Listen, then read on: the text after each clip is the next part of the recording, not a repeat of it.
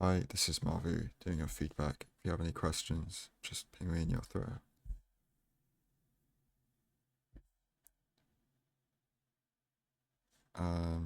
Let's just go back to the start of this. Yeah, so a few things on the wall. Um, we're not resetting in third person, like so we can't actually see as much as we could be. Like, say you could see like a ruined portal on like these seeds if you're on third person immediately. That just gives you more information straight away. Like it's just better like for also determining if seeds are like good islands compared to not. Like it's just like nice to have the information on the wall compared to when you're entering the seed. um yes, like I get that we're trying to look around while we're mining this wood, but you can't see anything that you couldn't see when you were running to the blacksmith, so there's no real reason to. um it's only really useful to do this if you spawned like right next to the blacksmith and you had no time to like really properly look around. So you should just be mining these two logs and then looting the chest. But really, the absolute best way, like I'm gonna talk a lot about micro stuff because you mentioned that in your thread. Like the absolute best way to loot this is you mine the first log and then you start holding right click and you open a chest before you start breaking the second log so that you can loot it, and then you have the whole time of breaking the second log to fully think about what you need to craft and how you're going to do it, compared to what's going to happen here. We're going to break the second log and we're going to loot the chest, and had there been like a weird amount of iron and gold in there, we wouldn't have we'd have had to take like that 0.5 seconds to like think, like fully figure out what we're about to do, compared to had we mined the second log last. Like we would have been able to do that like straight away. Um,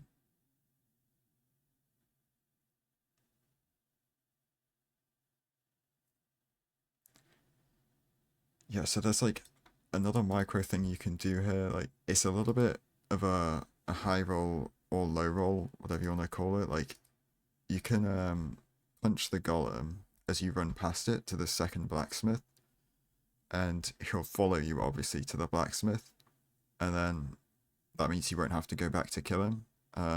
You'd probably be able to like mine two or maybe three hay bales as you walked past, and then basically you would just go in the door, grab the stuff, and then you'd be able to kill the golem like by critting against the door.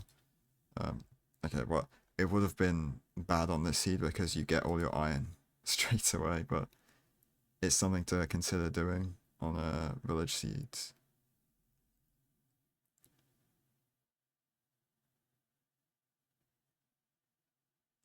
Yeah, and then obviously you mentioned in your thread like you should have done the gold shovel first, but to be honest, I just wouldn't have made a gold shovel. Like gold ingots are so nice to be able to right click the piglins with to like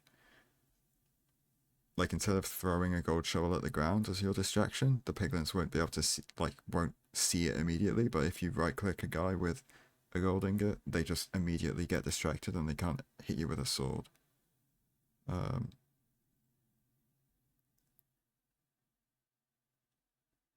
yeah, and then it's just a little bit of weird ordering here. Like while I'm waiting to pick up this last log, I'd maybe hotkey out the apples because I know I'm not going to use them unless I make golden apples because I've got so much bread. And then I would make planks in my boat before going to this second stack of logs, because then I can like break the crafting table and overlap like picking it up while breaking these logs. Um,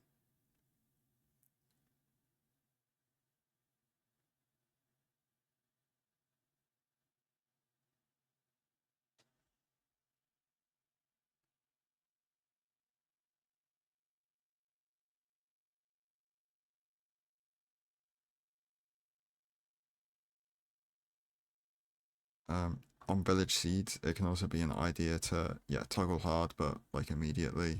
Because if you're not just playing for the like 10 obby blacksmiths, like having the fire spread sooner is ideal. But yeah. definitely know the tech. How many? We're resetting 12 instances, and I'm just surprised we're playing stuff like this. Like, you can easily just play buried treasure only with that resetting capability. Like, blacksmith dig down, like, it's just never really going to be that fast, and it's inconsistent as well. Um, but you do dig down in a starter room of a cave, which is good for lava dowsing.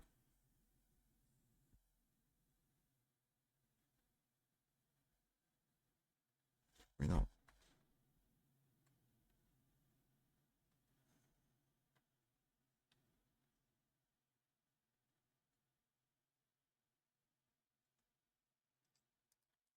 Yeah, just for like for a general thing in cave lava pools, like you just normally would rather be able to build one out and do your portal on these two lava blocks. Like you would place a wood and then a wood here and then the water against that, just for like the sake of having less blocks to break, really.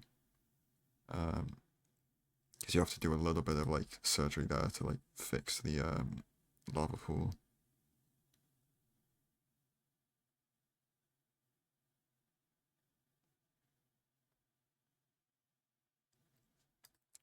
And yeah, like for flint and steel crafts, it's just better to use the recipe book because it's less inputs than moving around the flint and the iron. Like you just go to the flint and steel and then shift click. It's it's always on the first page if you've got the craftables only ticked in the recipe book as well. Um, how soon did we unpause that?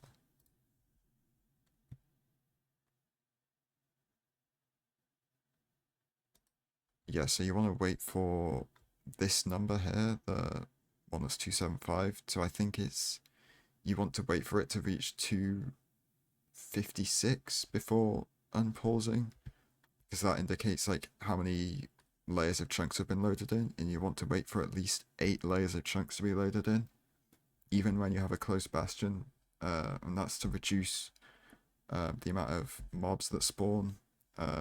Like, well, it doesn't reduce the amount of mobs that spawn in, but like if you unpause like immediately, for example, the mobs that spawn in can only spawn in those like 2 or 3 like chunks that have been loaded in yet. So it's gonna spawn in these like pigmen really close to you, and on like close bastion seeds like this, it's just increasing the chance you get like hoglins and pigmen inside your bastion.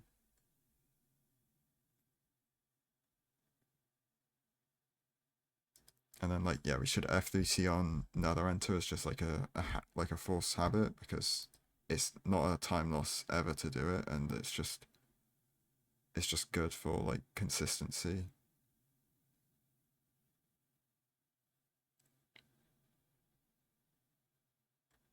Um, just you can just jump across the lava moat here. Like it's not that difficult. It's a 3 block jump. Um,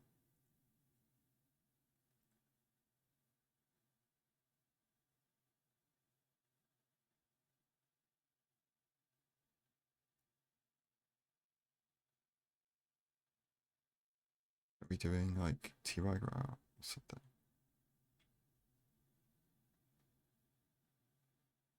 Okay.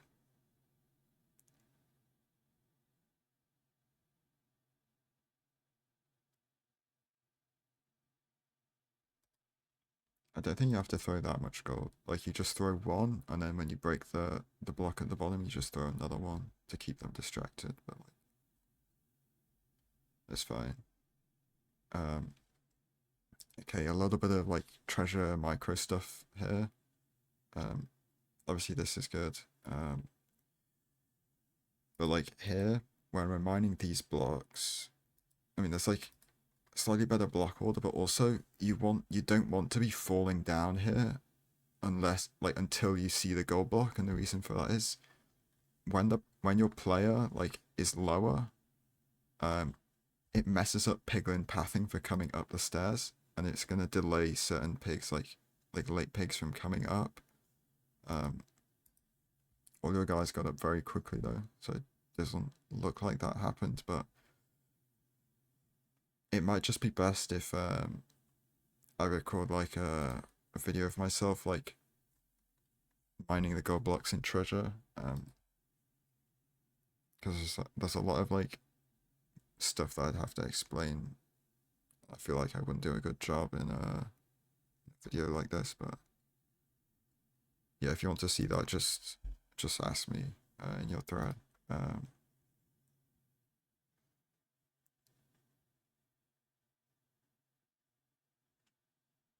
yeah, and then I mean a similar thing, well not really, but like kind of related um, to stuff with like treasure optimizations. Like you can like pick block the black stone bricks here and throw it out after you've mined the gold here. Um, and yeah, you should be throwing out this cobblestone as well.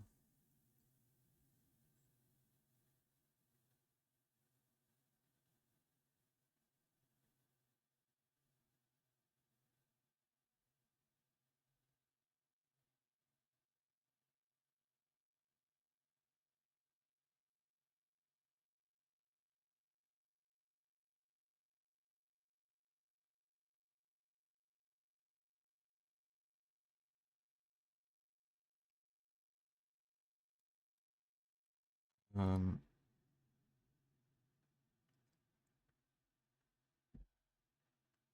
I feel like we should have tried to maybe pearl hang exit there before coming back here. And yeah, okay, well we get good trades, but like I don't know. I feel like we could have done a pearl hang before um, coming back to trees, and I think it would have saved time compared to what we're gonna have to do here.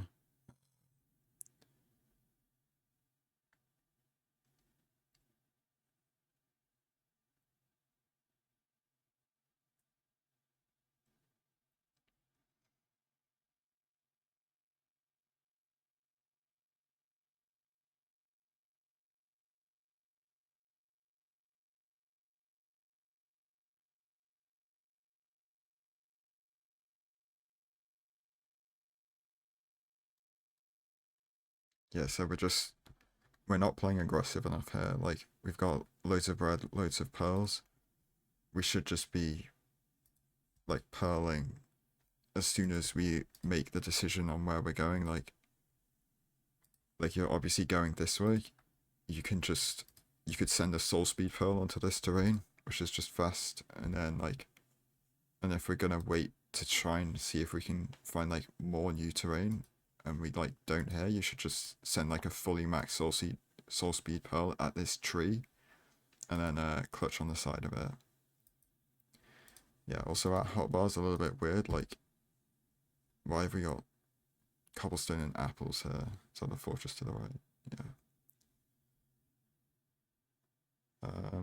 Okay, yeah, crafting nether bricks. That's good. What is this? Yeah, well that's pretty unlucky, but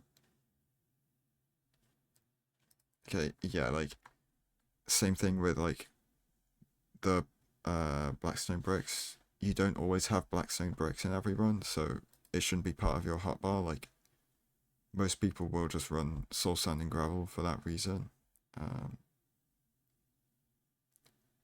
yeah, this is like a free as hell dynamic RD fortress. Like Lava Lake, Soul Sand Valley, you're gonna get tons of stray spawns if you go dynamic here. Like it's just fully worth it. And like the reason like not to is like, oh, maybe I get a ton of withers, but this fortress is so massive that even if you get a ton of withers where you are, it's very likely there's going to be another spot in the fortress which doesn't have a ton of withers and still has lots of blazes. So like you could just pearl to that, and you've got like tons of pearls to do that. Like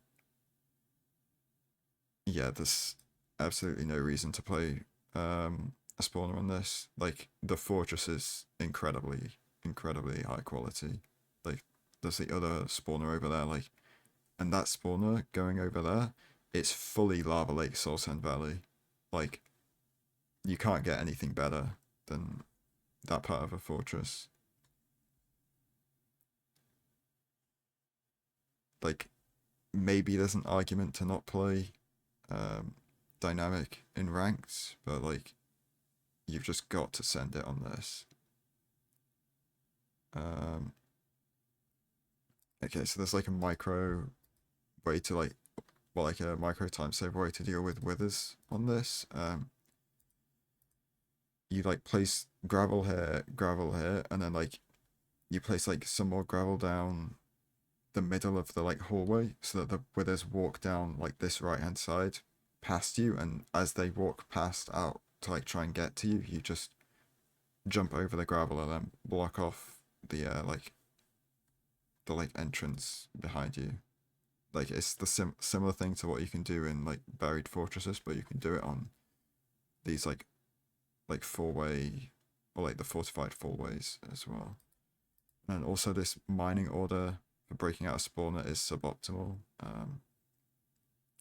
You might need to remind me, but uh, there's like an image that shows the optimal ordering to like mine out the spawner. But yeah, like I think the biggest mistake so far is just not playing dynamic on this fortress. It's just absolutely incredible.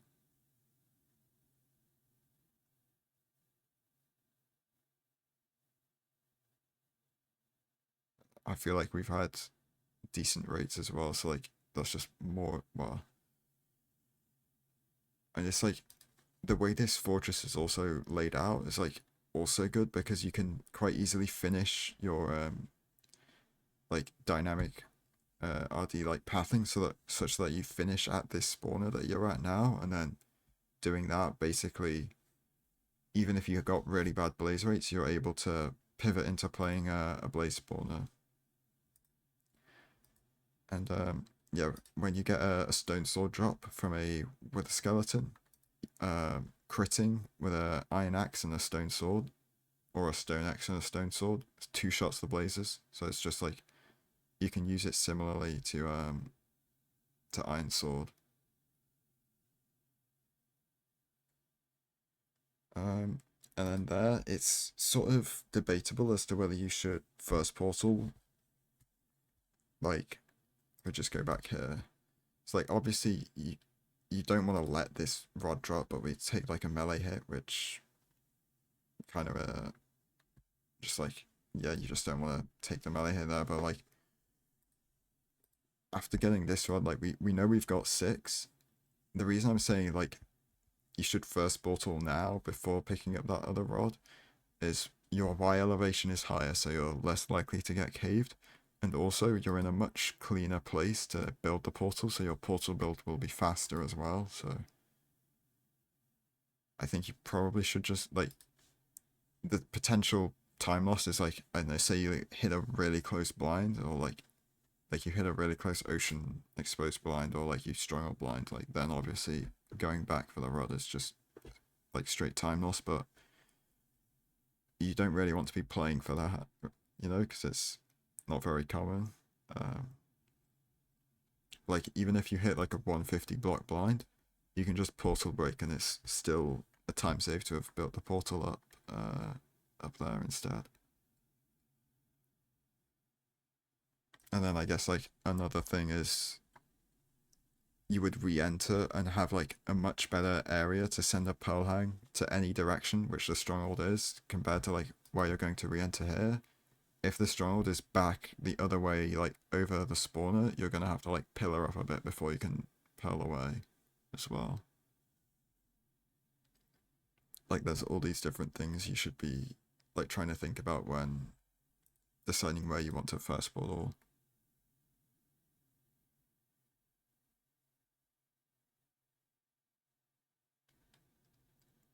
I mean, not pre-crafting. Yeah, you should just be pre-crafting here because like your inventory is only going to get more cluttered as you go into this end game, because maybe you're gonna have to like break netherrack to build your second portal. You might have to mine to nav the stronghold. Like maybe you have to like kill like a magma cube on quartz, like, and you pick up more junk. Like it's only gonna get worse from here, and like you're also gonna be more nervous in the portal room than you are on the blind. You know, like so it's just easier to do your pre-crafts right there. Um, And then yeah, I feel like you've missed quite a few pearls here, so maybe that's just like something to um work on, like judging pearls more. Like there's like certain ways to practice it. Uh, I guess something I've done before is just like gone into a creative world, go into like the nether and just start pearling around and seeing, or just like really pushing how difficult I can, like, I go for like a really difficult pearl and you just push yourself as hard as you can in practice. And like, I feel like that's the best way to see improvement um, and stuff like this. Um, again, we should be pearling really aggressively. Like, even if it's 15 blocks away, we should be pearling because we've got so much food that it doesn't matter. Like, you would just eat on the this portal here, and then you eat in the end animate, or the you just animation skip in the like end entry, and then you're still on full health.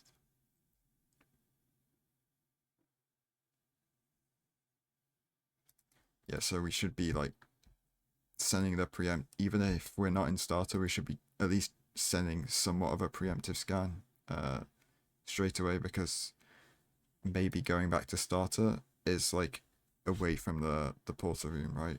So then like it's just time loss if we have to go back, and then like the worst thing that happens is like you don't get a spike, and then if you do, you just go back to starter. Okay, so we picked up what looked like a portal room spike, but you you probably should have done a few more. Like if you do like a left to right and a right to left scan and see where the portal room spike appears, it's very like it's a very consistent way of like precisely getting like a good angle of the direction of the portal room, which can just help you make better decisions on where to go. But also, before we make decisions like going down this staircase, you want to do a quick like toggle your thin macro and just like look in the direction of the two paths that you could go, like through this door and down these staircases, and just like do a quick scan, like, and see where like the spike is now, and like see if it's not where you think it was originally, and like, because then maybe like you could determine that you shouldn't go down these stairs or whatever, or you should. Like, just the more rescans when you're like unsure of where to go is like usually the best option.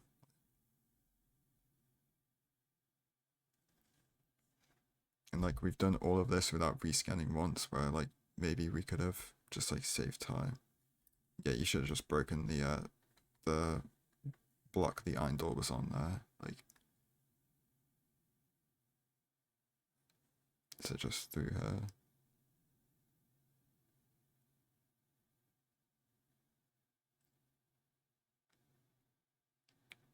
Yeah, like, and then I mean, just to talk about the rescanning again, like you rescan here, and then you maybe you get the spike down this hallway, and then you can send that straight away, and you rescan here, and you see the spike is straight in front of you, and you don't even worry about going up here because you know the portal room's straight in front of you, right? Like doing the rescan, it feels slow in the moment, but the consistency in making the correct decision every time is well worth it pretty much every time.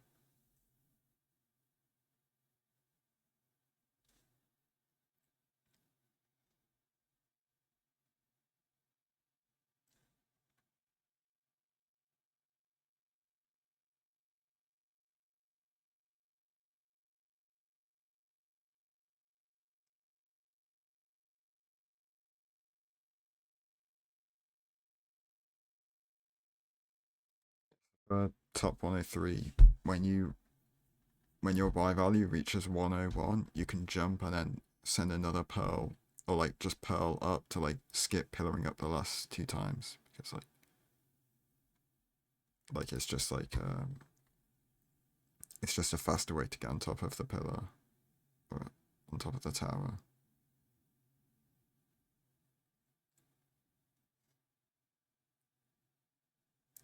Yeah, I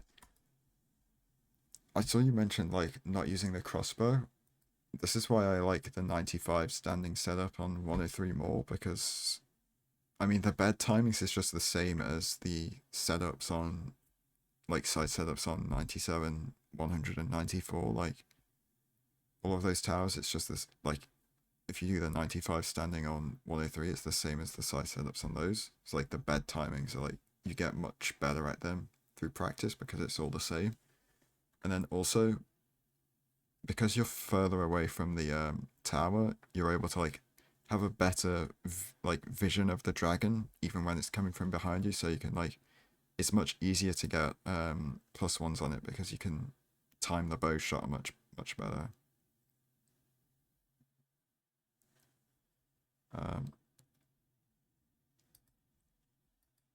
yeah, like and then with like purling to mid, um, I just like to wait until the dragon is in its death animation and it's not moving before I like pearl down because the the dragon's hitbox still has collision, so like you can hit it and then like fall down and take full damage and die potentially. Yeah. Um, as far as like major things throughout this run, um, I would say like the biggest thing is like I don't like we're locking like hold on, let's see. We can't even see a blacksmith on this village. Like, why is this locked really? Like you don't even need to play blacksmiths. Like you can just force BT only with like this type of or like this amount of resetting capability. Like I just I'm just not sure why we're playing like the overworld we do here. Like yeah, and then uh again just like there's a pretty distinct like lack of aggressive play. Like if we go to where we leave the bastion, right? We have a ton of pearls, loads of food, and we just aren't really using that to go faster. We're just playing as if we've got like 5 cod total and like 18 pearls or something. But like you can just be pearling over here. Like there's just so many areas where we can be more aggressive with our pearls and like cause how much food do we finish the run with? Do we ever see? Um, let's see how much when you're like crafting. 8 bread. That's so much. Like that's half of the amount of bread you had at the start of the run almost. Like, and then we enter the end with like 3 extra pearls at the very least if it's like cage back dragon. But like, yeah, like just not playing aggressively is like when you've got the resources to. It's just like time save you're like leaving on the table, and then like we should have also played just dynamic render distance on this fortress. Like maybe you're not comfortable um with it, but that just means you should practice it more and make it so that you are comfortable with like dealing with withers in like weird situations and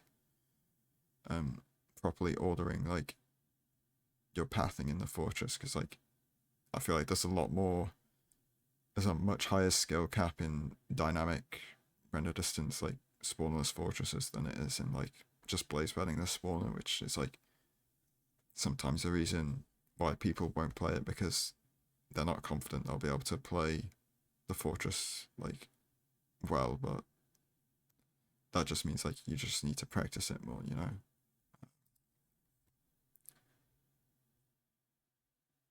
And then yeah, there's the stuff I said in the stronghold, but I think that's everything I want to talk about overall. If there's any questions you have, just ping me in your thread, and yeah, thanks for sending in the rat.